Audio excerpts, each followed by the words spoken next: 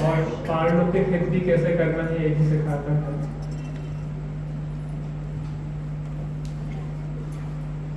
वास्तव में संसार में कहीं सुख नहीं है। आज मानो, कल मानो या अनंत काल के बाद मानो, बात तो यही मानना पड़ेगी। आत्मा में ही सुख है। यह आज मानो, कल मानो या अनंत काल के बाद मानो, जब मानो यही बात मानना पड़ेगी।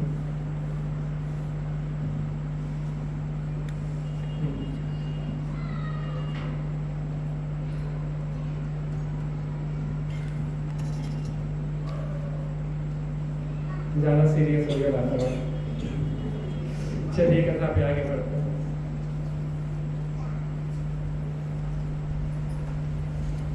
जिन भर दरबार तुम्हारा, स्वर्गों से सुंदर प्यारा,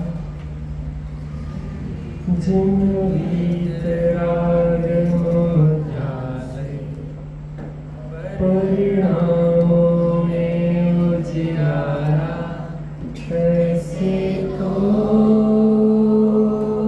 हमारे भगवान हैं, चरणों में समर्पित जीवन है, ऐसे तो हमारे भगवान हैं, चरणों में समर्पित जीवन है। जिन भर दरबार तुम्हारा, स्वर्गों से सुंदर प्यारा, वीतराग मोध्यासे, परिणामों में उजियारा, ऐसे तो हमारे भगवान हैं, चरणों में समर्पित जीवन है। बोला सचिव को दशरथ अपने बात सुनाई सारी, ऐसे विकट समय में सचमुच क्या है राय तुम्हारी। बैठक सुनकर समाचार वह स्वामी अपने तत्पर, बोला संप्रति देश बदल कर करे नमन के सांकर। दशरथ और जनक भयवश हो निज निज नगरी तज कर, लगे बिताने दिवस कष्ट के तुझ मनुज संकेतन। इधर उधर वे घूम घाम कर अपना समय बिताते, राजा रंग सभी को जग में पापी शर्म सताते। इधर सचिव ने दशरथ नक का पुतला शुभ बनवाया, जिसे देख सब ही नक माने, समझे कोई न माया।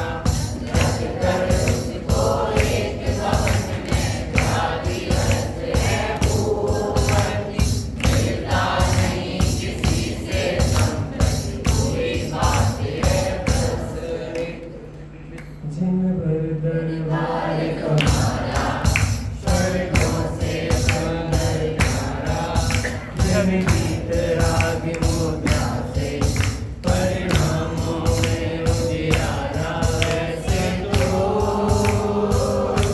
हमारे भगवान हैं, चरणों में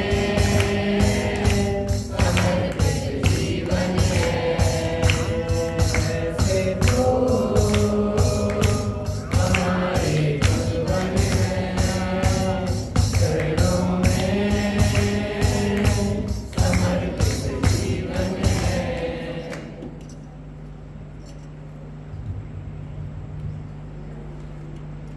जब ज्ञात हुआ कि लंकापति आपके प्राण हरना चाहता है, क्योंकि किसी निमित्त ज्ञानी ने बताया रावण की मृत्यु का कारण जनक की कन्या और दशरथ का पुत्र। खोज की जा रही थी कि हम जनक और दशरथ को मार डालेंगे। व्यक्ति निमित्तों को हटाना चाहता है, व्यक्ति निमित्तों को हटाना चाहता है।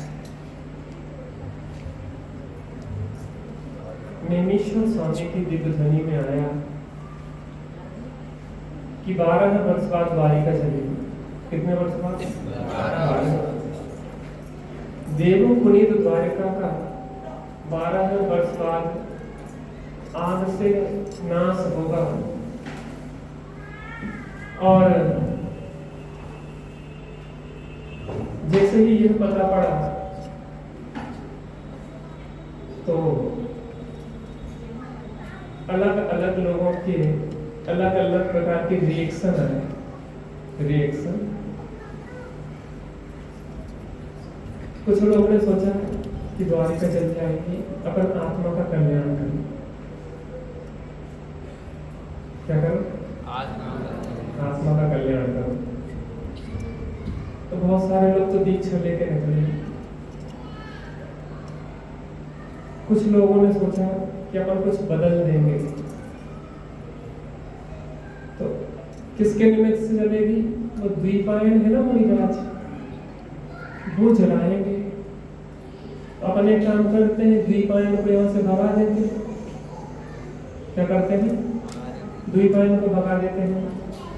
अच्छा, तो शराब पिएंगे ना यदुवंश कुमार, और उस माध्यम से चलेगी तो शराब बंदी करवा देते हैं, जैसे मोदी जी ने नोटबंदी करवाई थी। तो शराब बंदी हो गई।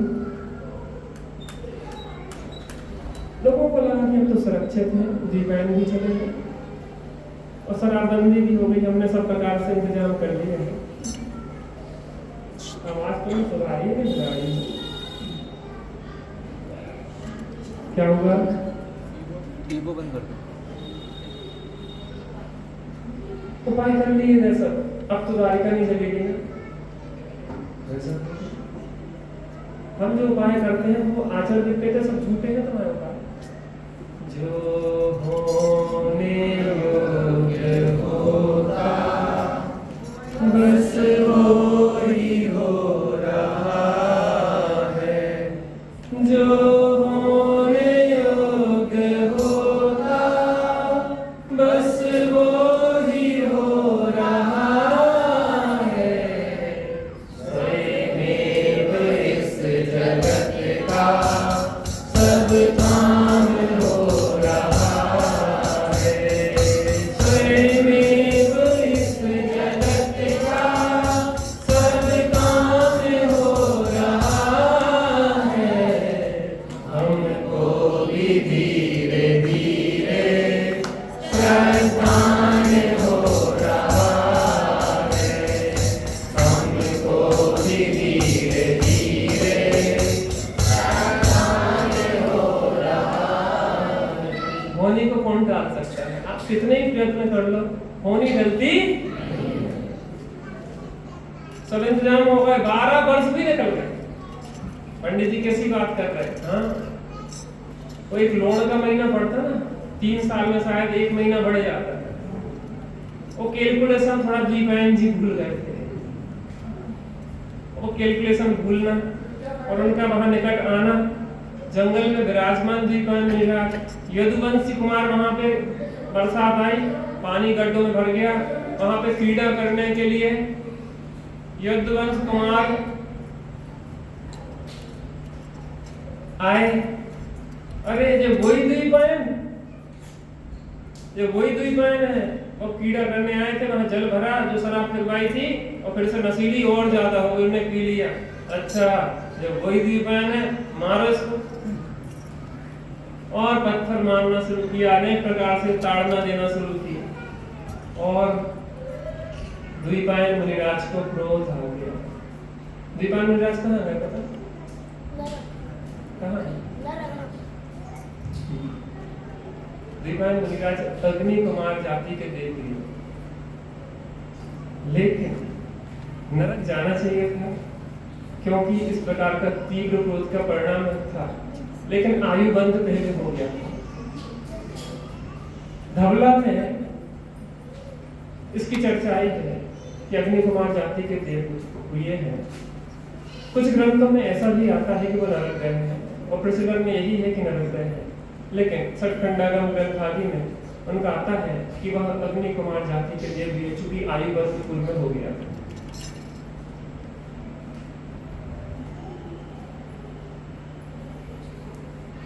क्रोध आ गया,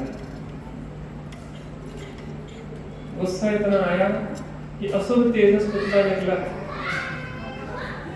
और असुर तेजस पुतला निकला तो क्या किया उसने? एक क्लास चालू करवा दो ना बच्चों के लिए, क्लास क्या करें मजबूरी। आइंस्टीन था, आइंस्टीन, उसके यहाँ 2 बिल्लियां थी। एक बिल्ली थी, एक बिल्ली का बच्चा था। तो फाटक में से बार बार निकलना पड़ता था, तो उसने क्या करवाया कि 2 छेद करवाया, एक बिल्ली के लिए, एक बिल्ली के बच्चे के लिए। सबने समझाया कि जिससे बिल्ली निकलेगी उसी से बच्चा भी निकलेगा, लेकिन उसकी समझ में नहीं आया बच्चा कैसे निकलेगा, बच्चे के लिए छेद अलग होना चाहिए, लेकिन उसने बनवा लिया तो। लेकिन बिल्ली आई, जो बिल्ली के पीछे पीछे बच्चा भी आ गया। अरे यार, इतनी सी बात हमें समझ में नहीं आई, इतनी सी बात हमें समझ में नहीं आई कि माँ आएगी तो माँ के साथ बच्चे भी आएंगे, बच्चे भी तो आएंगे ना। और बच्चे तो कैसे होते हैं?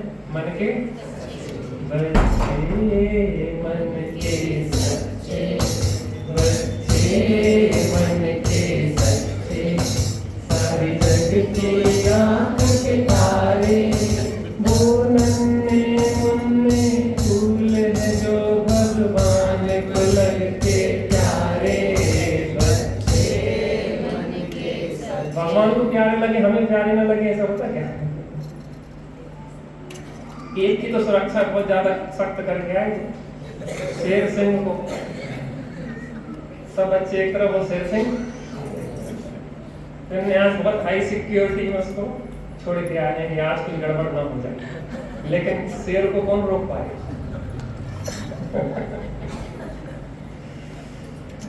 आग लग गई, अशोक तेजस पुतला निकला, आग अंदर लगी, आग बाहर लगी, बाहर जलाया किसको? द्वारिका को, और अंदर क्रोधाग्नि ने जलाया, और बाहर में उस अशुभ तेजस पुतला ने उनके शरीर को भी जला दिया। आपको अपना शरीर जलता दिखे ना दिखे, लेकिन अंदर में आत्मा तो जब क्रोध उत्पन्न होता है जल ही जाती है। हमें लगता है कि हम दूसरों को कष्ट दे रहे हैं, हम दूसरों को कष्ट नहीं दे रहे हैं, हम कष्ट ले रहे हैं। दोपहर में जो क्लास में आते हैं उन्हें बहुत अच्छी तरह समझ में आ गया होगा जो फार्मूला, कि हम जैसे भाव करते हैं दूसरे के लिए उसको नहीं मिलता है, हमें मिलता है। हम दूसरे का हित चाहते हैं, हमारा हित होता है, दूसरे की हानि चाहते हैं, हमारी होती है, दूसरे का पत्र मुड़ जाए हमारा मर जाता है। एक व्यक्ति सोचता रहता कि सामने वाले की भैंस मर जाए, भैंस मर जाए, भैंस मर जाए, और उसकी भैंस मर गई। चलो भगवान तुम हमारी अर्जी समझ नहीं पाए, हमने तो कही थी कि दूसरे की मर जाए। भगवान ने कहा कि देखो, जो दूसरे की भैंस मारने का भाव करता है उसको पाप कर्म का बंध होता है, उसकी भैंस मरती है, दूसरे की। फॉर्मूला अलग है हमारा। अच्छा सोचना शुरू करो ना, तो आप देखो आप अपने आप सुखी रहेंगे। दीपायन जले, द्वारिका जली। एक बहुत करुणाजनक प्रसंग उस घटना में घटता है। अंत समय में द्वारिका धू करके जल रही थी। कृष्ण और बलदाऊ अपने माता पिता को बिठाले हुए रथ खींचते हुए ले जा रहे थे। रथ खींचते हुए ले जा रहे थे और घोड़े भाग गए। अश्व जो थे वो निकल के भाग गए। दोनों भाई उस रथ में जुट गए, नारायण और बलभद्र दोनों जुट गए और ले जाने लगे। और देखा तो द्वारिका का द्वार बंद हो गया और देवों द्वारा वहां पे वाणी फिरी कि तुम दो ही बचोगे, तीसरा बचने वाला नहीं। माता पिता का मोह छोड़ दो, तुम बचा नहीं पाओगे। तुम दोनों चुपचाप निकल जाओ और आगे जाके एक ही बचेगा।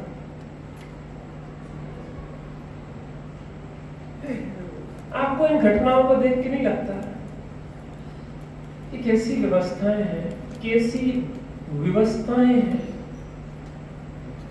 कैसी व्यवस्थाएं हैं और कैसी व्यवस्थाएं हैं। आप अपनी संतानों को बहुत अच्छा देखना चाहते हो, सब कुछ है, लेकिन जो होने योग्य होता बस वही। आगे गए, दो बस तो गए, आगे गए, झुलसती आग में से पहुंचे। कृष्ण को बहुत प्यास लगी, बहुत प्यास लगी। भाई अब कंठ सूख रहा है, अब मुझसे चला नहीं जाता, अब मुझे पानी चाहिए, अब मुझसे रहा नहीं जाएगा। बहुत प्रेम होता है, जो नारायण और बलभद्र होते हैं, बहुत अटूट प्रेम सबका होता है, सबका होता है। बहुत चाहते थे बलदाऊ, और उन्होंने कहा कि भाई तू लेट जा। पीताम्बरा को उड़ा के वहां पे लिटा दिया और मैं पानी लेके आता हूँ, तू शांति से लेट।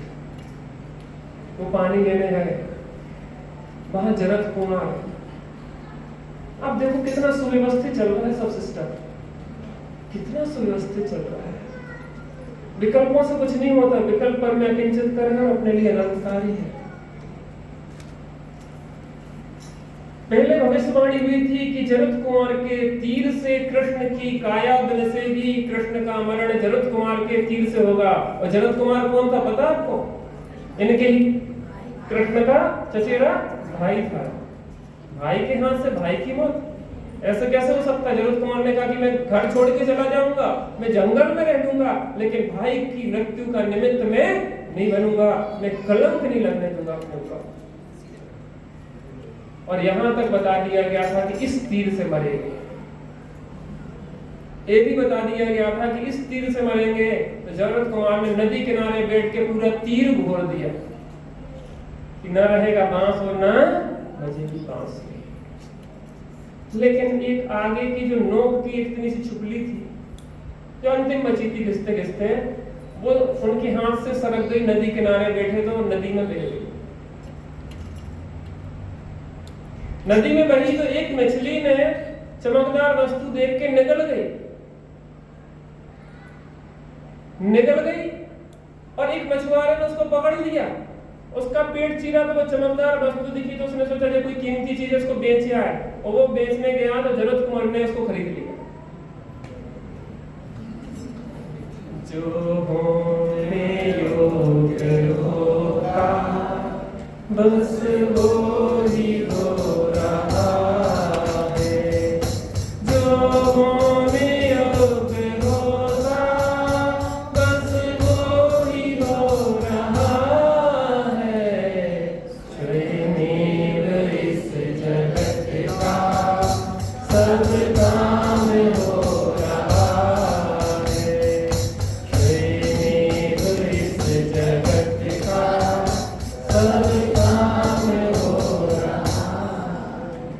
सब खरीदी और अपने तीर में उसको आगे फंसा लिया।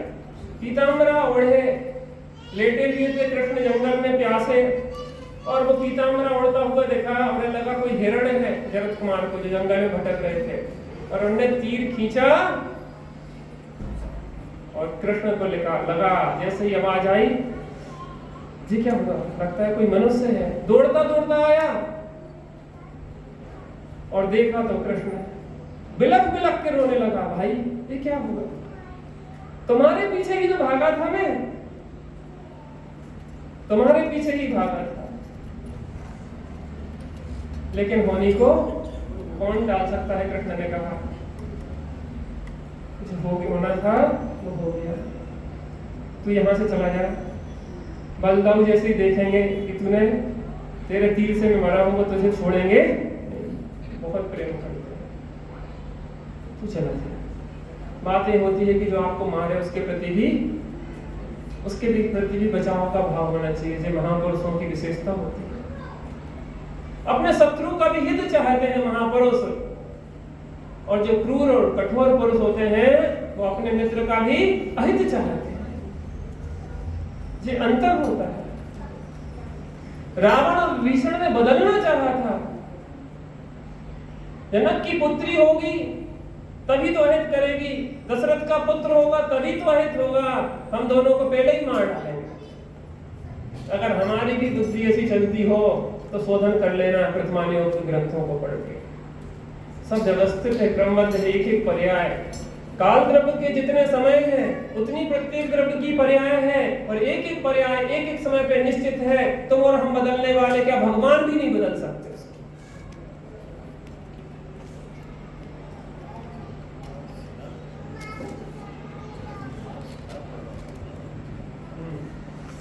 वहां पे जाके भीलों का काम शुरू कर दिया,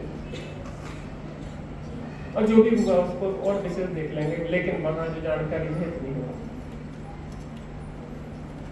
संगति का सब होता है, जंगल में देखे शायद ऐसा हो गया, कोई और भी विशेष हो सकता है, आप देख लेंगे।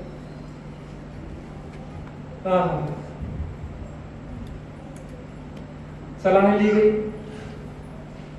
दशरथ जनक ने अपने सचिवों से सलाह ली, क्या किया जाए।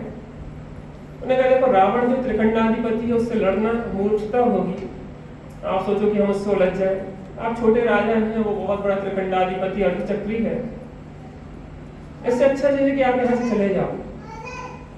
चले जाना ही समझदारी है। और जो सचिव में था समुद्र हृदयांग जो मंत्री था, उसने कहा कि देखो मैं सब संभाल लूंगा यहाँ का, आप यहाँ से जाओ। और जनक और दशरथ वहां से निकल गए। समुद्र हृदयांग आदि मंत्रियों ने सलाह की कि कैसे क्या किया जाए। तो उन्होंने कहा एक काम करते हैं, जनक और दशरथ का एक पुतला बनाते हैं, बिल्कुल सेम टू सेम, बिल्कुल जैसे वो लगते हैं वैसा ही पुतला बनाया गया दोनों का। और दोनों के पुतलों को वहां पे उनके महल में लिटा दिया गया, और यह सबको बता दिया गया कि दोनों बीमार हैं, अभी कोई से मिल नहीं पाएंगे। यहाँ तक कि रानियों तक को भी नहीं बताया कि यहाँ पे वो असली नहीं है, उनके पुतले हैं। पुतले सेम टू सेम बना दिए गए। अब क्या है, सैनिक खोज कर रहे थे, धीरे धीरे खोज करते करते वहां पे पहुंच गए। कहाँ पे? दशरथ और जनक के राज्य में। वहां पे पहुंचे तो उन्होंने प्रवेश करने का प्रयत्न किया कि हम एंट्री करें, लेकिन वहां पे सिक्योरिटी टाइट थी, सुरक्षा मजबूत थी, और वो उनके जो सेवक थे या जो भी सैनिक थे वो प्रवेश नहीं कर पाए। फिर विभीषण खुद आया। जी, विभीषण का रोल लोगों के सामने नहीं है।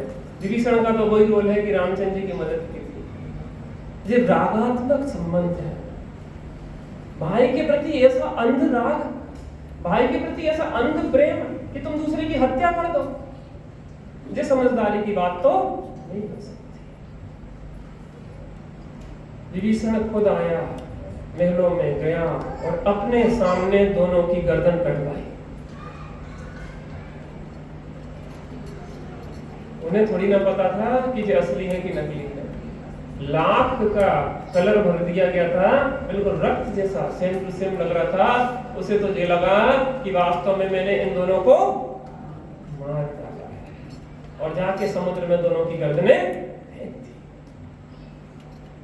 लेकिन कोई भी दुष्कृत्य जब कोई करता है तो उसके अंदर पश्चाताप की अग्नि में जलना पड़ता है। क्या आप लोगों को यह ज्ञात है कभी कि हमने किसी के साथ बुरा किया हो और हम खुद जले हो? कभी नहीं, हमेशा ऐसा ही होता है। आप जब भी दूसरे के साथ बुरा करते हैं, आपको अंदर में अग्नि में जलना ही पड़ता है। दूसरे को पता हो या ना हो, हमें तो पता होता है हमारे दुष्कृत्यों का। एक व्यक्ति बहुत बड़ा डाकू था, किसी व्यक्ति की उसने हत्या की। हत्या के समय पानी बरस रहा था, बूंदें टपक रही थी, बुलबुले बन रहे थे, और उसने कहा कि तुम जरूर पकड़े जाओगे। मुझे मार रहे हो, जरूर पकड़े जाओगे। उसने कहा कौन गवाही देगा? उसने कहा जो बुलबुले गवाही देंगे। क्या देंगे गवाही? जो पानी के जो बुलबुले बन रहे हैं ना, ये गवाही देंगे। कहले मूर्ख, बुलबुले कभी गवाही देते हैं क्या? पास आई गई और हो गई। वो डाकू था, उसने संत का वेश धर के, चुनरिया डाल के और वो घूमने लगा। अधिकतर लोग क्या होता, अपने पाप को छुपाने के लिए क्या है, वेश बदल लेते। लेकिन लोगों को शंका थी, सीबीआई वगैरह लोगों को शंका थी कि इसने कुछ किया है, लेकिन कोई सबूत नहीं था। एक सीबीआई वाला उसका शिष्य बन के उसके साथ रहने लगा 24 घंटे। एक दिन पानी बरस रहा था, बूंदें टपक रही थी और बुलबुले बन रहे थे। गुरुजी हंसे, थोड़ी सी मुस्कुराहट आई। उस शिष्य ने पूछा कि गुरुजी क्या बात है, क्यों मुस्कुराए? कहले वो कह रहा था कि बुलबुले गवाही देंगे जब मैंने उसकी हत्या की थी। दे दे बुलबुले गवाही। और वो जो बैठा था ना, उसने हथकड़ी हाथ में डाली, यू आर अंडर अरेस्ट। बुलबुले ने गवाही दे दी। अरे कोई देख रहा हो ना देख रहा हो, लेकिन आप स्वयं उसके गवाह हैं और आप स्वयं गवाही देते हैं। आप अपने को पीड़ित करना चाहते हैं तो आप छुप के पाप करो, और अगर आप पीड़ित नहीं होना चाहते हैं तो छुप के पाप मत करो। हम ब्रह्मचारी का वेश धारण कर रहे हैं, बड़ी बड़ी बातें करें और पाप करें तो फल कौन भोगेगा? आपका क्या बिगड़ेगा उसमें? आपका कुछ नहीं होने वाला, नुकसान तो मेरा होगा। दुर्गति में कौन जाएगा? मैं जाऊंगा। उस अग्नि में कौन जलेगा? मैं जलूंगा। वेश परिवर्तन से शांति नहीं आती, श्रद्धा ज्ञान के परिवर्तन से क्रांति आती है। जीवन में परिवर्तन आता है। मात्र वेश परिवर्तन, ज्ञानियों के बाहर में योग्य वेश देखा जाता है, लेकिन वेश बनावटी भी हो सकता है। 4000 राजा आदिश्वर स्वामी के साथ मुनि दीक्षा ले ली थी, लेकिन 4000 भ्रष्ट हो गए थे, क्योंकि अंदर में आत्मा नहीं देखा था। विभीषण को बहुत आत्मग्लानि हुई, बहुत गलत किया भाई का। ऐसा कैसा अंध प्रेम हमारा, कैसी अंध भक्ति, कुछ सूझते ही नहीं है। बहुत पाप किया है, बहुत अत्याचार किया है, आत्मग्लानि से भर गया हो। स्वाध्याय चिंतन मनन किया, कसाय मन किए, पता उसने एक संकल्प लिया था। 3 चीजें होती हैं, प्रतिकरण, प्रत्याख्यान और आलोचना। भूत में जो हमारे द्वारा दुष्कृत लिए हैं उसके लिए होता है प्रतिक्रमण। वर्तमान में जो दुष्कृत चल रहा है उसके लिए आलोचना होती है, और भविष्य में ऐसे काम नहीं करूंगा उसका संकल्प लेना, वो होता है प्रत्याख्यान, त्याग। विभीषण ने तभी प्रतिज्ञा ले ली थी कि आज से मैं एक प्रतिज्ञा लेता हूं, मैं कभी भी अन्याय का साथ नहीं दूंगा, चाहे वो मेरा भाई ही। देखो जो हो गया, बीती ताही विसार के आगे की सुध ले। उसको बदला तो नहीं जा सकता, लेकिन अब आगे ऐसा दुष्कृत्य न हो, ये तो प्रयत्न किया जा सकता। नदी बहुत बह गई, बहुत बह गई, कितनी लाइट बिजली बन जाती, कोई बात नहीं, बह जाने दो। अभी डैम बनाओ और आज से बिजली बनाना चालू कर दो। अभी तक जीवन में जो दुष्कृत हुए हैं, मिच्छामि दुक्खड़म, मेरे दुष्कृत्य खत्म। जैन शासन कहता है प्रागभाव है ना, पूर्व पर्याय का वर्तमान में पर्याय में अभाव है। पूर्व का पापी वर्तमान में धर्मात्मा हो सकता है, यहां तक कि भगवान बन सकता है। पंडित जी हमने बहुत पाप किए, भगवान हमने बहुत पाप किए, कोई बात नहीं, भगवान कहेंगे कोई बात नहीं, चिंता की कोई बात नहीं, जो हो गया सो हो गया, अब सुधार कर लो ना। अभी भी कुछ नहीं बिगड़ा, प्रागभाव है, पूर्व पर्याय का वर्तमान पर्याय में अभाव है। पूर्व में कितने ही दुष्कृत हुए हो, अभी आप अपनी आराधना करो, पुरुषार्थ करो अंतर्मुखी, अभी आप भगवान बन सकते हैं। और पुराणों में इतने दृष्टांत हैं कि आप बहुत दृष्टांत मिलेंगे कि कैसे परिवर्तन जीवन में। चिलाती पुत्र की कथा अगर आप लोगों ने सुनी हो, चिलाती पुत्र चिलाती पुत्र जिस प्रेमिका से प्रेम करता था वो दूसरे को चाहने लगी। आजकल जो हो रहा है देखो आप क्या दशा है। इतने भी हम मॉडर्न नहीं हो जाए कि अपनी परंपराएं, अपनी मान मर्यादाएं भूल जाए। मर्यादा का करे उल्लंघन, जग में ही संकट पावे।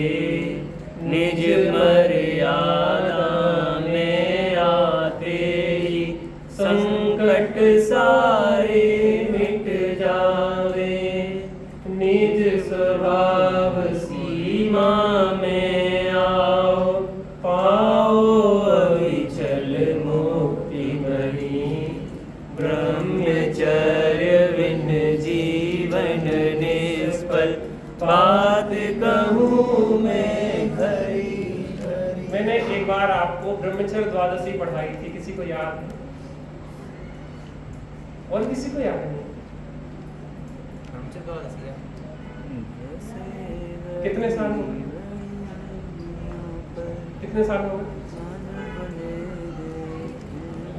लगभग 8 से 9 साल हो गए। मैं जब सबसे पहले आया था, मैं जब सबसे पहले आया तब मैंने आपको ब्रह्मचर्य द्वादशी पढ़ाई थी। युवाओं के लिए एक अलग से मैंने एक सेशन लिया था। 10 लक्षण के टाइम आया था मैंने ब्रह्मचर्य द्वादशी पढ़ाई थी।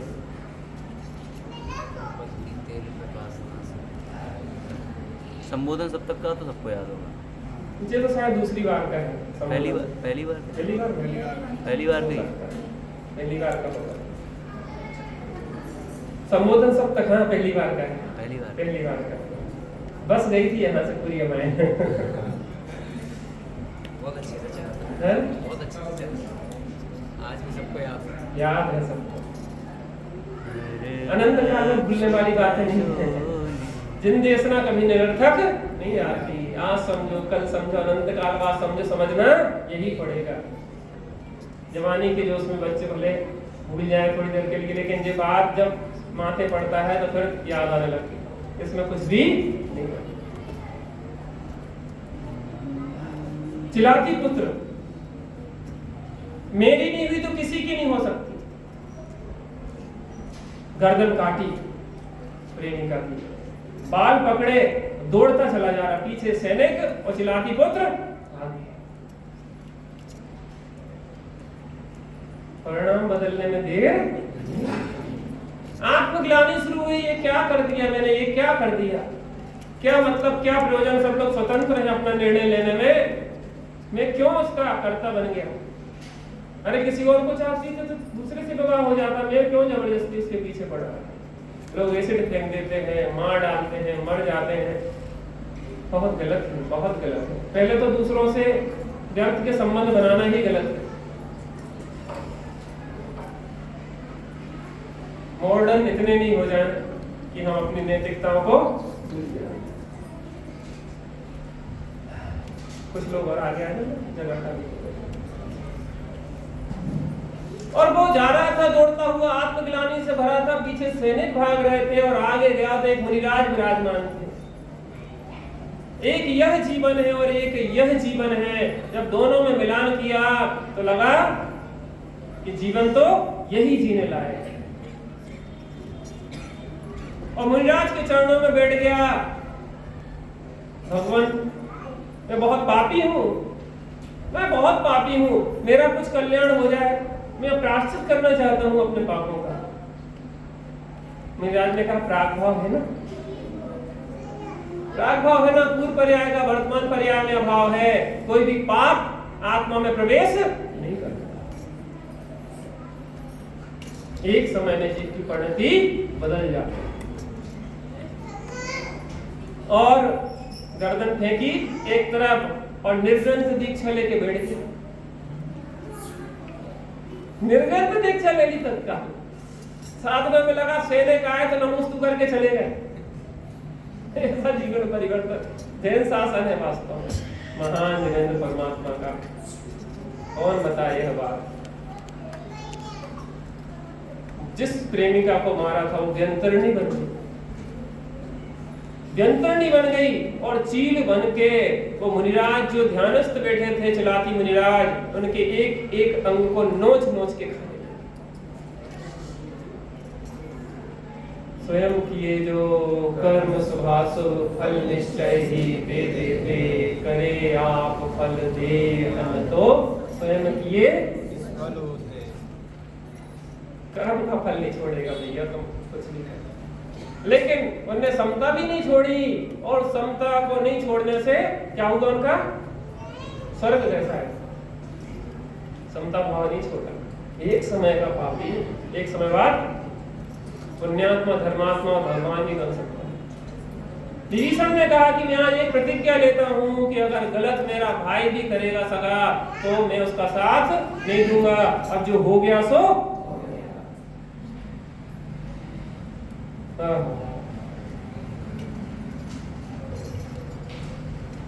जिन बर दरबार तुम्हारा सर्वों से सुंदर प्यारा, जिन बीत राग मोदा से परिणामों में उजियारा, ऐसे तो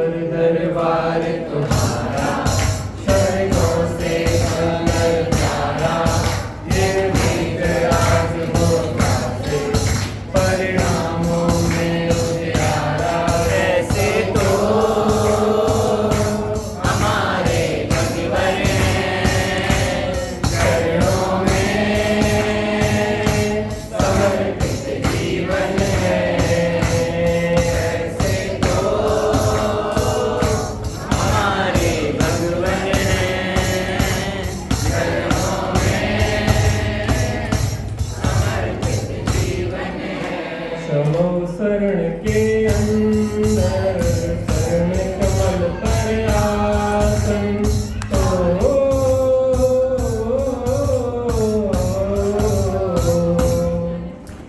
क्षमो शरण के अंदर शरण कमल पर आसन चार चतुष्पैधारी बैठे हो पद्मासन परिणामों में निर्मलता इनके लगने से आए फिर भी राग का बढ़ती जो भी दिन दर्शन पाए ऐसे तो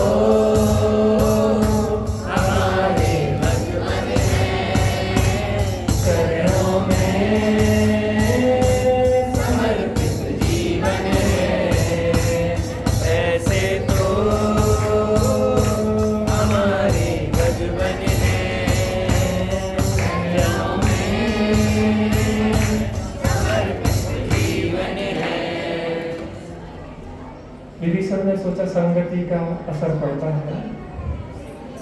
गिरगिट को देख के गिरगिट रंग बदल देता है। क्या कहा? गिरगिट को देख के जैसे गिरगिट रंग बदल देता है वैसे ही व्यक्ति संगति से बदल जाता है। संगति व्यक्ति को प्रभावित करती है। अच्छे संग सत्संग से सुगति होती है और कुसंग से दुर्गति होती है। हमारे बच्चों को युवाओं को इस बात का ध्यान रखना चाहिए कि हम ऐसे लोगों की मित्रता करें कि जो अच्छे हों, जिनके विचार अच्छे हों, जिनके संस्कार अच्छे हों।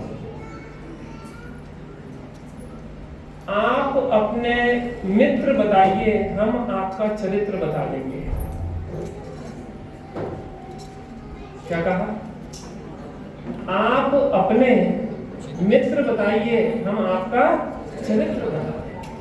क्योंकि व्यक्ति मित्र वैसे ही करता है जैसा उसका चरित्र होता है। जैसे मित्र होते हैं वैसे उसका चरित्र हो जाता है।